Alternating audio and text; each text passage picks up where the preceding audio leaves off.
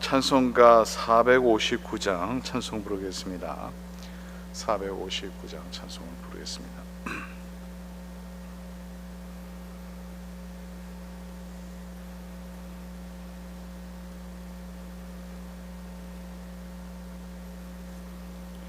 누가 주를 따라 섬기려는가? 누가 죄를 떠나 주만 따를까? 누가 주를 섬겨 남을 구할까? 누가 주의 뒤를 따라가려나? 부르심을 받아 주의 은혜로 주를 따라가네.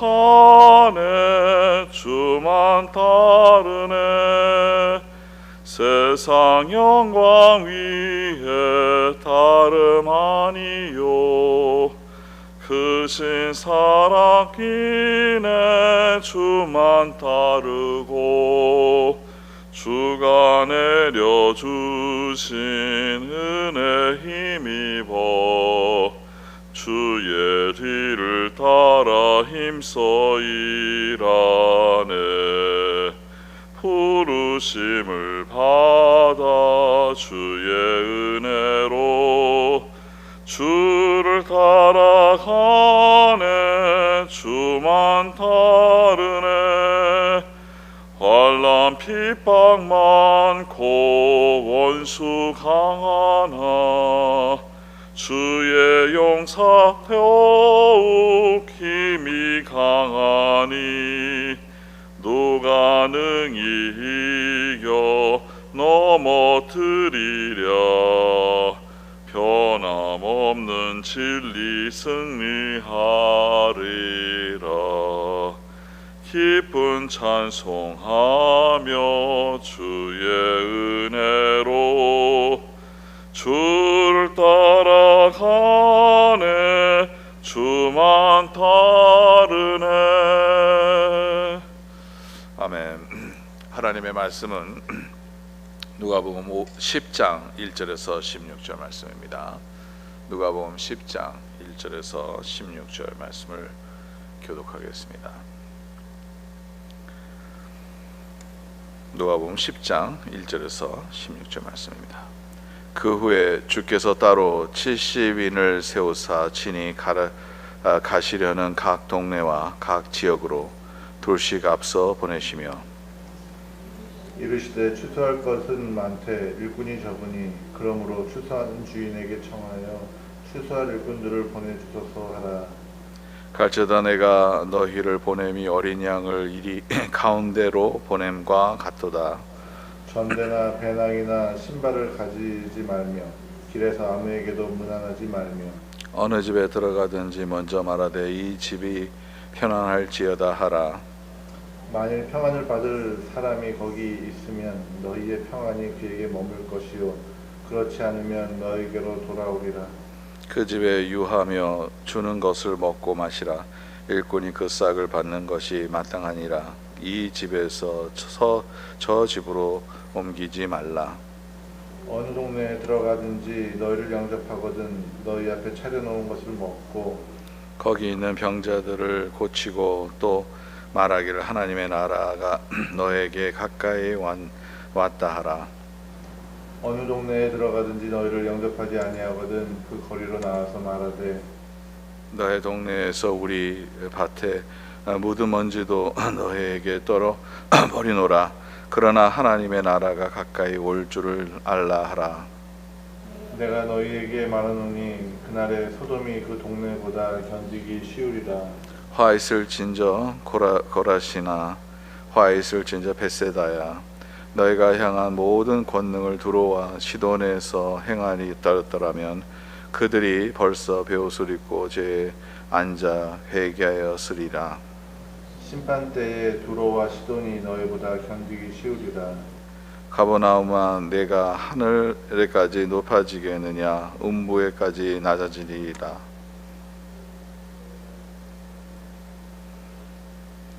너희를 저버리는 자는 곧 나를 저버리는 것이요 나를 저버리는 자는 나 보내신 이를 저버리는 것이라 하시니라.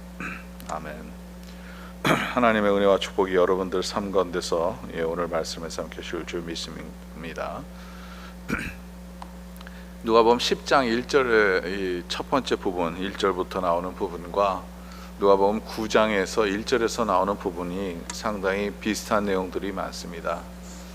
누가복음 9장에서는 예수님께서 12 제자들을 부르셔서 그 12 제자들에게 권능을 주셨고 그 마을에 나가서 곳곳마다 그 예수님의 복음을 전하고 병자들을 고치고 귀신을 쫓아내고 이러한 권능을 주시고 그런 사역을 하게 했습니다. 오늘은 그 12 제자뿐만 아니라 더 나아가서 72인이라는 그 예수님의 그 바로 따라다녔던 그 12 제자 말고도 또 다른 제자들이 있었는데 이 72인을 에게 다시 한번 그 사명을 주는 그러한 모습을 오늘 말씀을 통해서 볼 수 있게 됩니다. 근데 누가복음 9장에 나오는 내용과 누가복음 10장 첫 번째 부분에 나오는 내용이 상당히 비슷한 내용들이 상당히 많아요.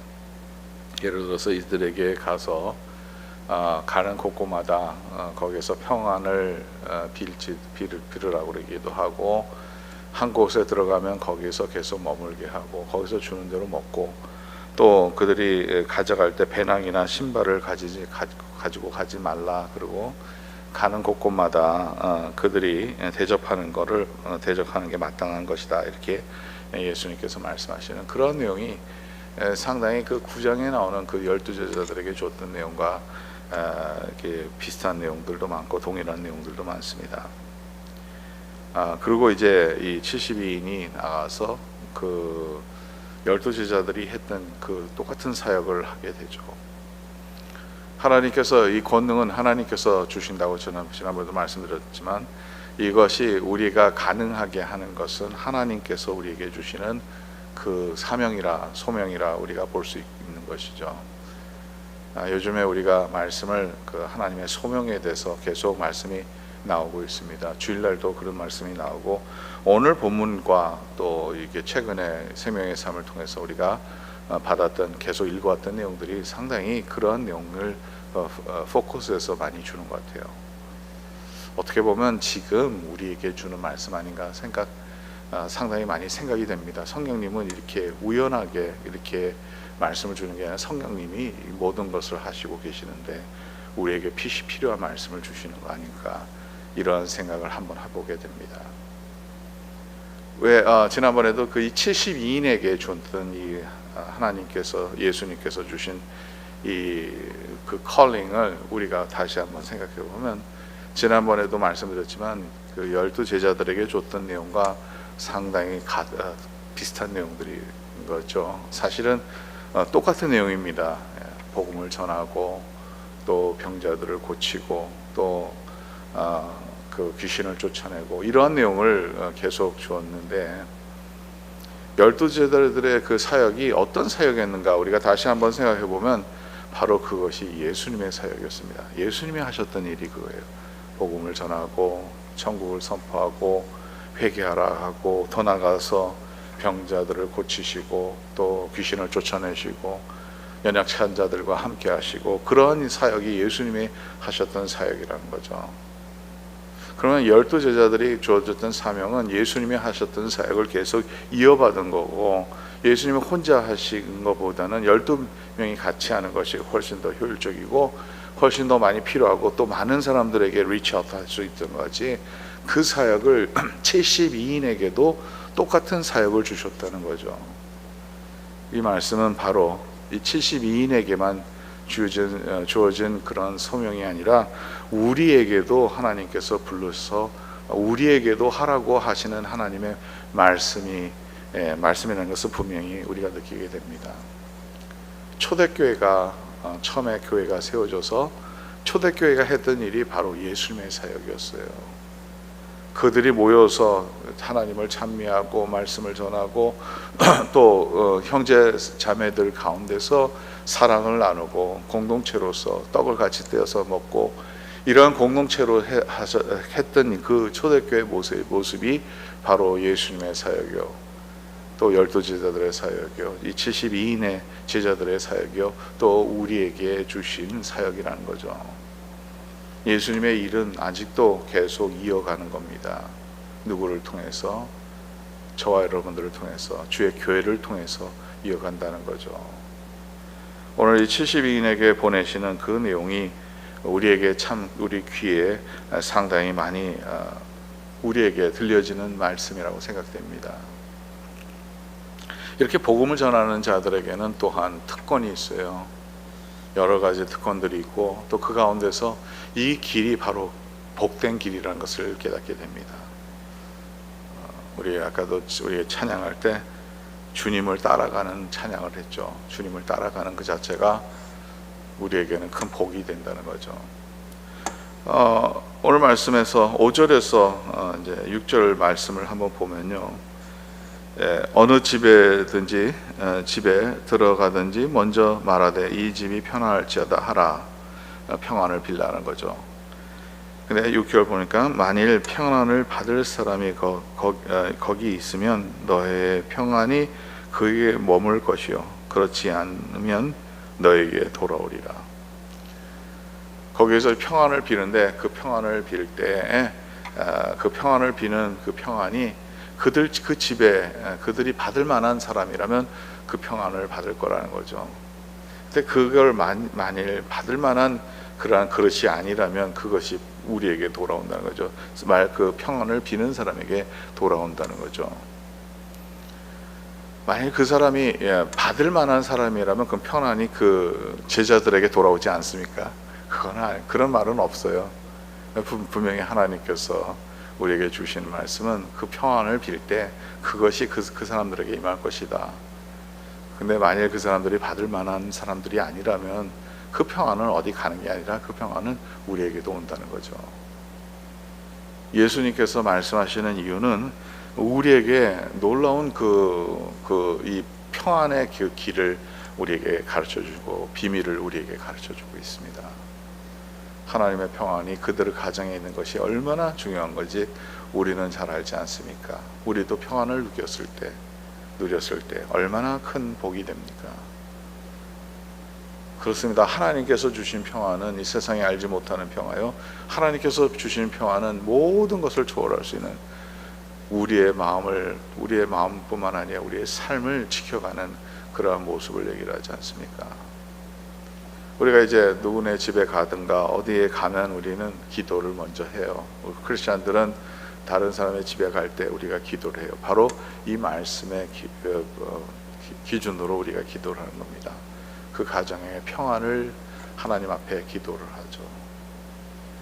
근데 그 평안을 비는 사람에게도 하나님께서는 평안을 주신다. 이 말씀이 오늘 이렇게 말씀으로 우리에게 표현을 하고 있습니다. 저와 여러분들이 이 사역, 하나님의 사역은 평안의 사역입니다. 하나님의 형통을 이루어주는, 우리에게 삶 속에서 주어지는 그 형통을 이룰 수 있는 그러한 사역이라는 거죠. 또 특허 하나 더 말한다면 맨 마지막 절 16절에 나오는 내용입니다. 너의 말을 듣는 자는 곧 내 말을 들을 것이요 너희를 저버리는 자는 곧 나를 저버리는 것이요 나를 저버리는 자는 나 보내신 이를 저버리는 것이라 하시니라. 좀 무섭죠. 너의 말을 들으는 사람은 예수님의 말씀을 듣는 것이고, 왜냐하면 우리가 하라는 것은 바로 예수님의 사역이라는 거죠. 예수님이 하셨던 일이죠. 예수님의 복음이라는 거죠. 우리가 그 복음을 전했을 때, 그것을 받을 때는 예수님을 영접하는 것이요 예수님을 영접하는 것은 곧 하나님을 영접하는 것이라는 거죠. 근데 이걸 리젝트 할 때는, 이거를 거부할 때는 하나님을 거부하는 겁니다. 하나님의 말씀을, 또한 하나님 자신을 거부하는 거예요. 저와 여러분들에게 주셨던 이 고난은 바로 이러한 고난입니다. 말씀의 능력의 고난이에요. 우리가 전하는 것은 바로 하나님의 말씀입니다. 예수님의 말씀이요, 또 하나님의 말씀을 우리가 전할 때 그 말씀 안에 생명이 있어서 그 말씀이 그들을 변하게 하는 거예요. 내가 그들을 변하게 하는 게 아니에요. 전도를 우리의 힘으로 하려 할 때 전도를 우리가 못하게 되죠. 왜냐하면 우리는 그런 사람을 변할 수 있게 하는 힘이 없습니다. 그러나 하나님의 말씀은 사람을 변할 수 있게 하는 힘이 있을 뿐만 아니라 우리의 생명이라는 거죠. 예수님이 하셨던 그 일이 바로 그러한 일이요, 또 우리에게 주어졌던 일이 바로 그러한 일입니다. 근데 만일 예수님의 말씀을 받지 아니하면 주님을 받지 않는 것이요, 하나님을 받지 않는다는 것을 또한 우리가 그 다른 면을 우리가 더 꼭 생각해 볼 필요가 있습니다. 하나님께서 요즘에 우리에게 주신, 또 우리 교회에 주시는 말씀이 뭘까? 우리에게 주는 이 컬링이 뭘까? 우리가 해야 될 일이 뭘까? 교회는 예수님의 사역을 이어가는 것입니다. 예수님의 말씀을 전하는 것입니다. 저와 여러분들이 주는 이 사명을 잘 감당해서 교회다운 교회, 더 나아가서 예수님의 사역을 이어가는 그러한 모습이 저와 여러분들 가운데 이루어지기를 간절히 바랍니다. 오늘날 우리가 기도할 때 하나님, 우리가 여기 있습니다, 우리를 보내소서 하는 이러한 이사의 기도 같은 그 기도를 저와 여러분들이 하시기 바랍니다. 오늘도 주님이 원하시는 그곳, 주님이 부르시는 그곳, 주님이 하시라는 그 말씀, 주님이 하시라고 하는 그 사역을 우리가 감당할 수 있게 해달라는 그런 기도를 하나님께 올리기를 간절히 바랍니다. 찬양하라 내 영혼아, 찬양하라 내 영혼아, 내 속에 있는 것들아 다 찬양하라. 감사라 내 영혼아, 감사라 내 영혼아, 내 속에 있는 것들아 다 감사라.